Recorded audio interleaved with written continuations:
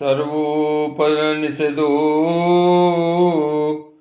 गावो दोग्धा गोपालनन्दनः पारथो वत्सः सुधीर्भोक्ता दुग्धं गीतामृतं महत् एकं शास्त्रं देवकी पुत्रगीतमेको देवो देवकी पुत्र एव एको मंत्र स तस्य नामानि यानि कर्मापैकं तस्य देवस्य सेवा।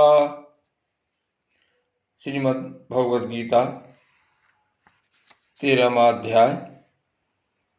श्री भगवान बोले, हे अर्जुन, यह शरीर क्षेत्र इस नाम से कहा जाता है और इसको जो जानता है उसको क्षेत्रज्ञ इस नाम से उनके तत्व को जानने वाले ज्ञानी जन कहते हैं। हे अर्जुन, तू सब क्षेत्रों में क्षेत्रज्ञ अर्थात जीवात्मा भी मुझे ही जान और क्षेत्रज्ञ को अर्थात विकार सहित प्रकृति का और पुरुष का जो तत्व से जानना है वह ज्ञान है, ऐसा मेरा मत है। वह क्षेत्र जो और जैसा है तथा जिन विकारों वाला है और जिस कारण से जो हुआ है तथा वह क्षेत्रज्ञ भी जो और जिस प्रभाव वाला है वह सब संक्षेप में मुझसे सुन। यह क्षेत्र और क्षेत्रज्ञ का तत्व ऋषियों द्वारा बहुत प्रकार से कहा गया है और विविध वेद मंत्रों द्वारा भी विभाग पूर्वक कहा गया है तथा भली भांति निश्चय किए हुए युक्ति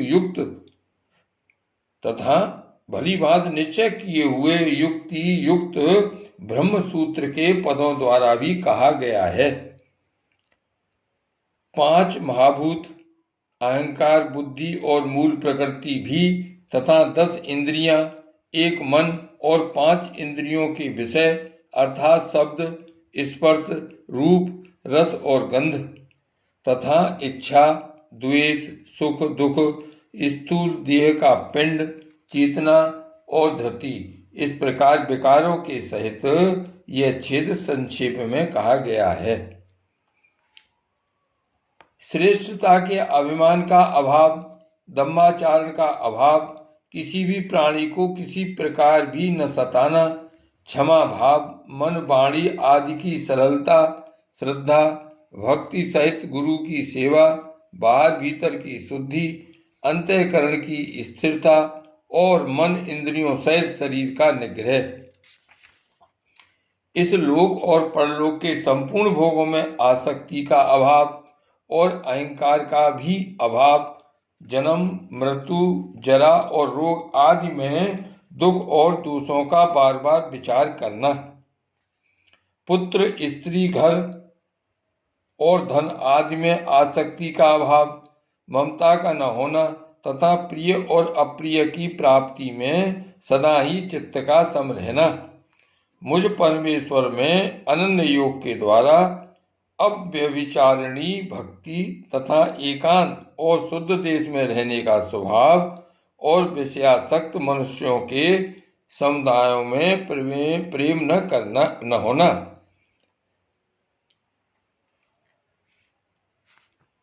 आध्यात्म ज्ञान में नित्य स्थित और तत्व ज्ञान के अर्थरूप परमात्मा को ही देखना, यह सब ज्ञान है और जो इससे विपरीत है वह अज्ञान है, ऐसा कहा है। जो जानने योग्य है तथा जिसको जानकर मनुष्य परमानंद को प्राप्त होता है उसको भली भांति कहूँगा। वह अनादि वाला परब्रह्म न सत्य ही कहा जाता है और न असत ही। वह सब ओर हाथ पैर वाला, सब ओर नेत्र, सिर और मुख वाला तथा सब ओर कान वाला है, क्योंकि वह संसार में सबको व्याप्त करके स्थित है। वह संपूर्ण इंद्रियों के विषयों को जानने वाला है। परंतु वास्तव में सब इंद्रियों से रहित है तथा आसक्ति रहित होने पर भी सबका धारण पोषण करने वाला और निर्गुण होने पर भी गुणों को भोगने वाला है। वह चराचर सब भूतों के बाहर भीतर परिपूर्ण है और चर अचर भी वही है, और वह सूक्ष्म होने से अविज्ञेय है तथा अति समीप में और दूर में भी स्थित वही है। वह परमात्मा विभाग रहित एक रूप से आकाश के सदृश परिपूर्ण होने पर भी चराचर संपूर्ण भूतों में विभक्त सा स्थित प्रतीत होता है तथा वह जानने योग्य परमात्मा विष्णु रूप से भूतों का धारण पोषण करने वाला और रुद्र रूप से संहार करने वाला तथा ब्रह्मा रूप से सबको उत्पन्न करने वाला है। वह परब्रह्म ज्योतियों का भी ज्योति एवं माया से अत्यंत परे कहा जाता है। वह परमात्मा बोध स्वरूप जानने के योग्य एवं तत्व ज्ञान से प्राप्त करने योग्य है और सबके हृदय में विशेष रूप से स्थित है। इस प्रकार क्षेत्र तथा ज्ञान और जानने योग्य परमात्मा का स्वरूप संक्षेप से कहा गया। मेरा भक्त इसको तत्व से जानकर मेरे स्वरूप को प्राप्त होता है। प्रकृति और पुरुष इन दोनों को ही तू अनादि जान और राग द्वेष आदि विकारों को तथा त्रिगुणात्मक संपूर्ण पदार्थों को भी प्रकृति से ही उत्पन्न जान। कार्य और करण को उत्पन्न करने में हेतु प्रकृति कही जाती है और जीवात्मा सुख दुखों के भोक्तापन में अर्थात भोगने में हेतु कहा जाता है। प्रकृति में स्थित ही पुरुष प्रकृति से उत्पन्न त्रिगुणात्मक पदार्थों को भोगता है और इन गुणों का संग ही इस जीवात्मा के अच्छी बुरी योनियों में जन्म लेने का कारण है। इस देह में स्थित यह आत्मा वास्तव में परमात्मा ही है।